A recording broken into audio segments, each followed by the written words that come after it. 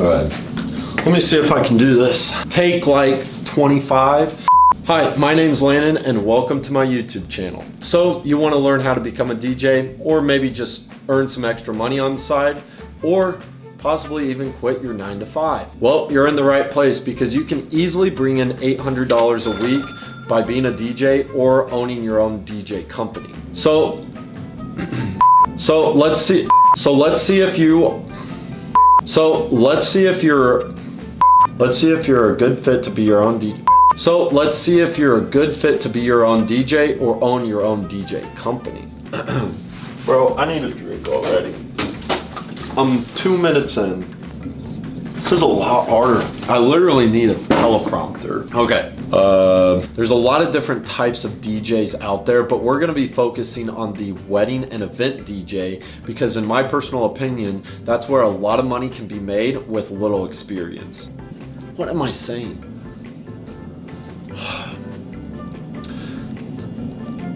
Of course, there's club DJs, there's concert DJs or rave DJs, but for the most part, you have to be really, really good in those areas in order to actually make some money. Wedding and event DJing actually doesn't take that much skill compared to those club or rave DJs.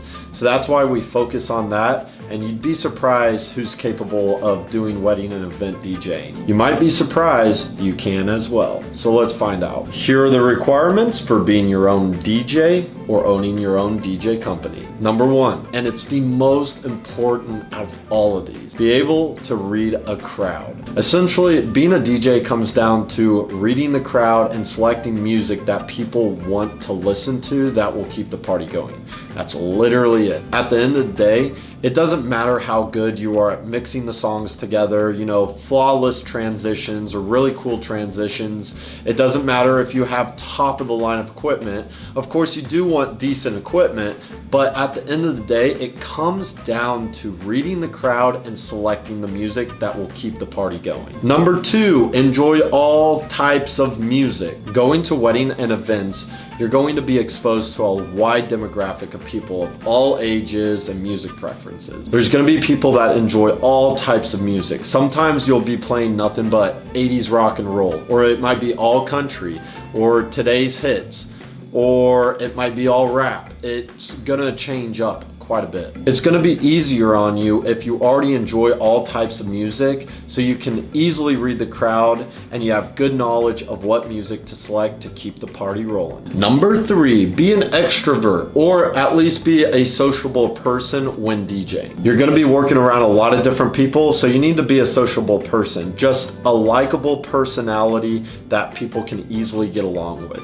Number 4, be able to communicate well. You have to know what's going on at all times. There's event schedules, so a lot of times you have to follow those, and you just got to know what's going on at all times. And you need to be able to communicate with the clients their wants and needs. Number 5, be organized. Be on top of your equipment. Make sure things go back where they belong. Keep a good calendar of when you're free and when you're busy. If you're a messy or disorganized person, this is definitely not for you. And that's pretty much it. As you can tell, for the first 2, they're the most important, and 3 to 5 are honestly just normal adult responsibilities that most people should already have. Now that we have a 5-point solid foundation, I do want to go over a few other points. Number 1, you need to be able to work on the weekend. A lot of these events do fall on Friday or Saturday night. You also need to have a decent understanding of technology.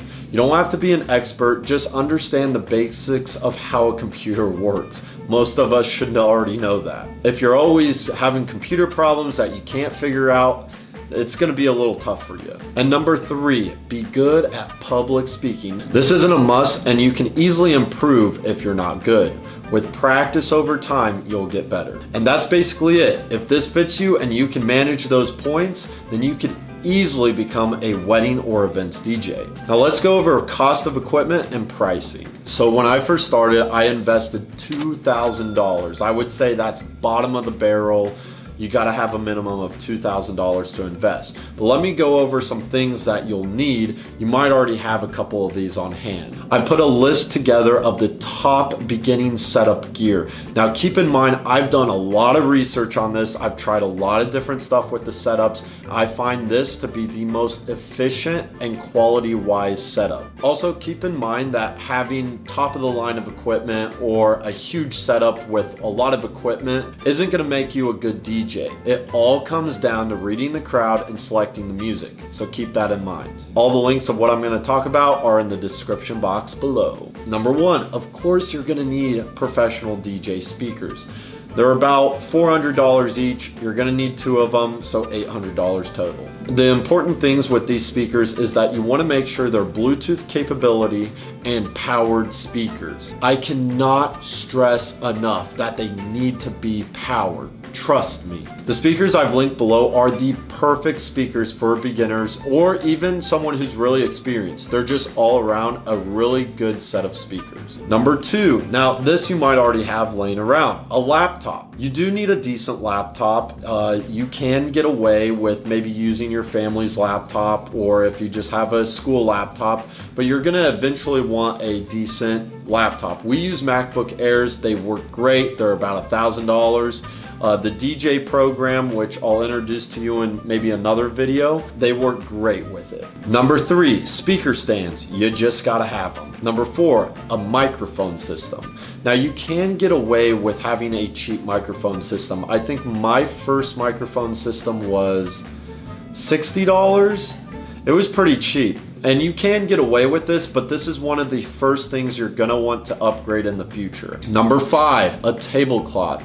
It's cheap, it's gonna make your setup look 1,000 times better. It takes 2 seconds to throw on the table. It'll hide all your cords. Trust me, you need one. You'll need a few different cords. So first of all, of course, you'll need some extension cords. Those are pretty cheap. You'll need a power strip. That's pretty cheap as well. And you'll also need an auxiliary cord. Now you can use the Bluetooth setting on the speakers, which we typically do, but you always want to have a backup.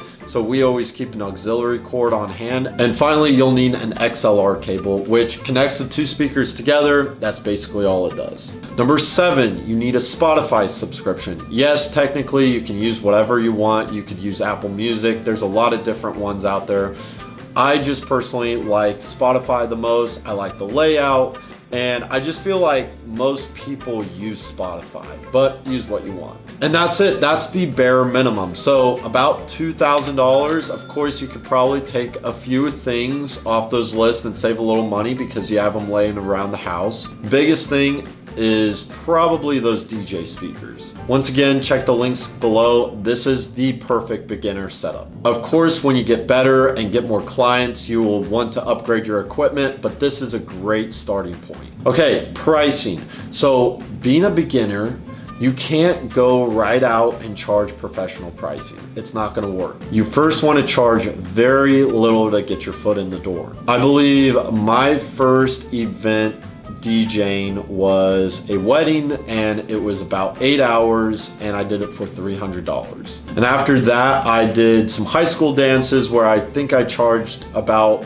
$150 to $200 per high school dance, depending on how long they were. And so your first 5 to 10 jobs, you want to keep them really, really cheap. Yeah, you probably won't be making that much money right off the bat, but this is how you get your foot into the door. It's all about gaining experience. I also want to say that wedding that I DJ'd that was 8 hours, that's not including setup time or teardown time or prep time of thinking about what I need to do during the wedding. So I actually probably put in more about 12 hours of work into that one wedding. Another thing is I would definitely not DJ a wedding as your first event like I did. They're kind of stressful, and you just need to start with something easier like a high school dance, You could do a birthday party, or just get your family and friends together and throw a little party, barbecue or something, and you can practice out. Okay, it stopped recording because I talked too long. Okay, see if I can keep doing this. The point is to get your name out there. Tell your family and friends. Post on social media what you're doing. Just share, share, share, and before long, someone will pick you because they're looking for something cheap, and you'll gain experience. So after you gain some experience, you can start raising your pricing. Check what other DJs are charging in your area. See what they're offering and just check out their setups and what they look like. It's going to vary on DJ to DJ and depend on where you live. I'm gonna sneeze. Oh geez. Oh my gosh. So where I am right now in the Midwest, DJs for the most part charge anywhere from $600 to $1,200 for a wedding. And then for any other type of event like a high school dance or just anything smaller than a wedding, they charge anywhere from $300 to $600 depending on how long it is. But it will vary on where you live. I live in the Midwest. People are very conservative with their money here. They're always looking for a deal. Now on the coast though, you might be able to charge more because people are just willing to spend that money. My goodness, that was a sneeze that took me out. Oh man, I got a burp or something. There we go. If you are thinking about expanding into a DJ company, hiring and training employees and sending them out, finding their jobs for them, that's a whole nother video for a different day. Right now you have to focus on gaining experience, learning all the ins and outs before you even train people. I would say probably try to get a year of DJing, about 30 to 40 events before you expand and hire or train anyone. But after you get to that point, it's really nice because you basically hire, you train, you do quality control. You don't really have to work that much and you just send your DJs out. You can find them jobs. You could even hire someone to find them jobs.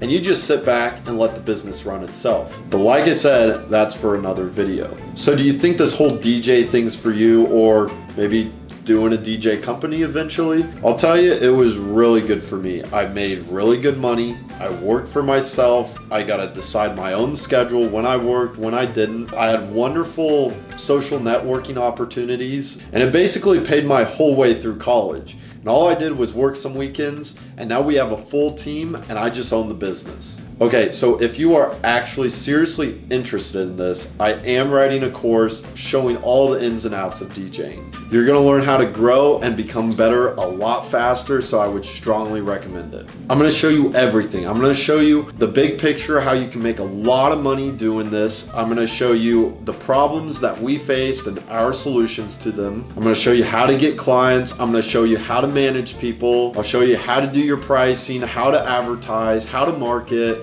how to do contracts, how to deal with drunk people, how to get better at public speaking. Literally everything I'm gonna be going over in this course. This is top-notch stuff. This is years of experience and research. I keep a lot of it secret, so I'm just not gonna post everything right here on YouTube. It is still in the works, but if you hit the subscribe button, I'll let you know as soon as it's out. Besides that, thank you for watching. Leave a comment with any questions. Like the video, dislike the video, I don't care. Subscribe, peace out.